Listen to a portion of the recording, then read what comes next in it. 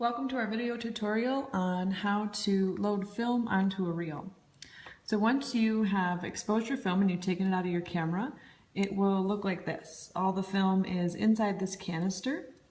So I'll take that, a pair of scissors, an empty canister, the lid to the canister, a film reel, and a spool.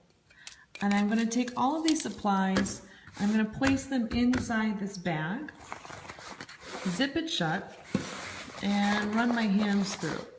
So what I'm about to show you has to actually be done in the dark inside this bag.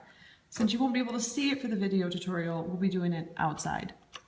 So once you've got all your supplies in the bag, you're going to take your film canister and a can opener. Find the flat side of the canister, and you're going to pry it open. You probably only have to go once and it should be open. Then what's inside is your film will be wrapped around this reel. So I've already made kind of a sample reel for you. So what will happen is you'll pull it out, your film will be wrapped around the reel, and your film will have this uneven edge. This makes it very difficult to roll onto the reel, so we're actually going to remove it. This film has already been developed, and I want to show you that you have several inches before the actual film images start. So you have a little bit of room to work here. Now your film won't look like this because this film's already been developed. So I'm going to go back to the edge of the film here and just round it to make it easier to load. Then I'll locate my film reel inside.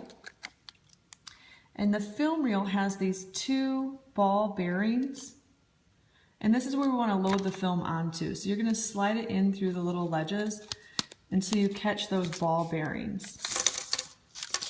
And at this point, you want to try to keep your film fairly sort of straight because it can get jammed up.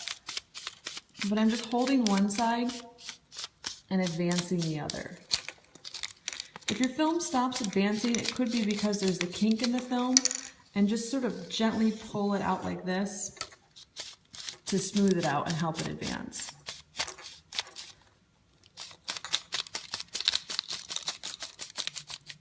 Once the film is advanced, it's actually attached to the spool, and so you're going to have to take your scissors and carefully trim it once more to remove that center spool.